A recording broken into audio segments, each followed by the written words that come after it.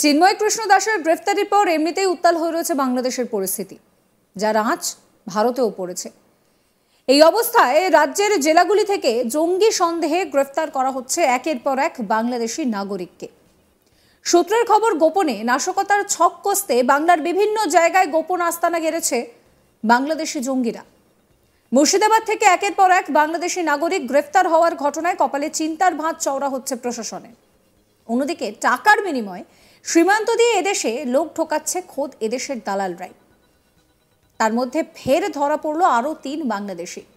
ধরা পড়েছে ফেক আধার কার্ড বানানোর চক্র। আর সেই চক্রকে ধরেই আধার কার্ড বানিয়ে মা মেয়ে এদেশে থাকার পাকাপাকি ব্যবস্থা করে ফেলেছে, যা পুরোপুরি বেআইনি। এর পেছনেও কি অন্য কোনো গভীর ষড়যন্ত্র রয়েছে, সেই প্রশ্ন এই মুহূর্তে উঠছে। বাংলাদেশিদের ভারতীয় আধার কার্ড তৈরি করে দিয়ে গ্রেফতার ৩ ভারতীয়, পাশাপাশি ৩ বাংলাদেশিকেও গ্রেফতার করলো হাবড়া থানার পুলিশ। জানা গিয়েছে যে ৩ বাংলাদেশিদের গ্রেফতার করা হয়েছে তাদের মধ্যে একজন হলেন মোহাম্মদ মতিউর রহমান, যার বাড়ি বাংলাদেশের নাটোর জেলায়।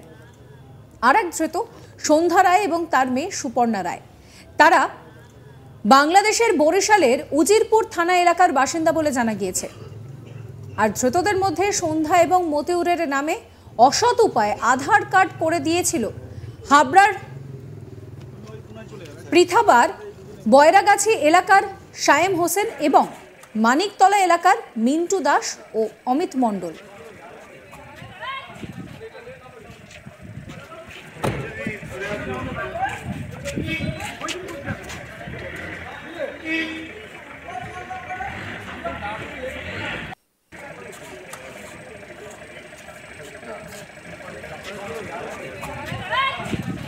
এই নিয়ে আমার কলিগের একটু রিপোর্ট দেখাবো আপনাদের।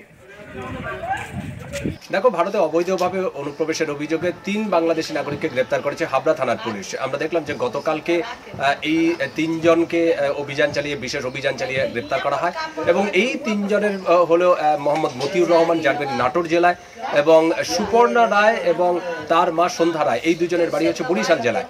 কিন্তু এই ৩ জনের মধ্যে 2 জনকে, অর্থাৎ মোহাম্মদ মতিউর রহমান এবং সন্ধ্যা রায়কে ভুয়ো ভারতীয় আধার কার্ড তৈরি করে দেওয়ার অভিযোগ, এবং সেই অভিযোগের ভিত্তিতে ৩ ভারতীয় নাগরিককেও গ্রেপ্তার করা হয়েছে একই সঙ্গে। এবং মোট 6 জনকে গ্রেপ্তার করা হয়। সেই 6 জনকেই কিন্তু বারাসাত আদালতে তোলা হয় এবং তাদেরকে পুলিশি হেফাজতে নেওয়া হয়।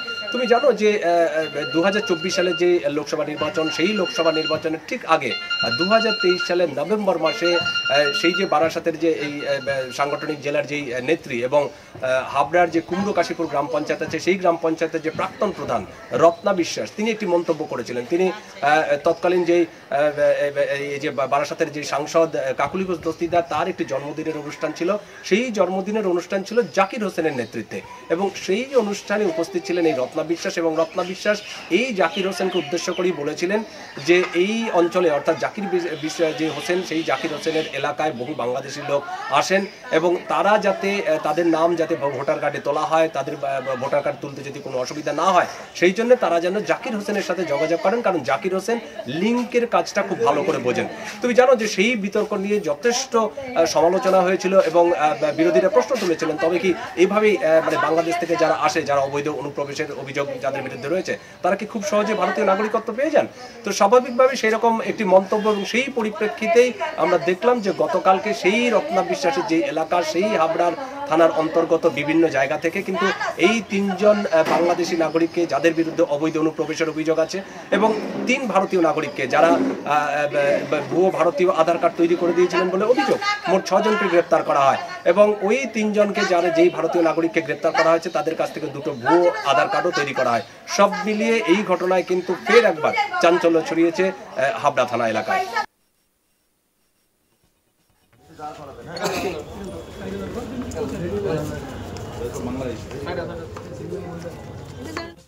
এই ঘটনাকে কেন্দ্র করে রীতিমতন চাঞ্চল্য ছড়িয়েছে। ধৃতদের কাছ থেকে 2টি আধার কার্ডও আটক করা হয়েছে। সোমবার বিকেলে গোপন সূত্রে অভিযান চালিয়ে আনোয়ার বেরিয়া এলাকা থেকে তাদেরকে ধরা হয়েছে। মঙ্গলবার ধৃতদের আদালতে তোলা হয়। পুলিশ জানিয়েছে, ধৃত বাংলাদেশিদের এদেশে আসার বৈধ কোনো কাগজপত্র পাওয়া যায়নি।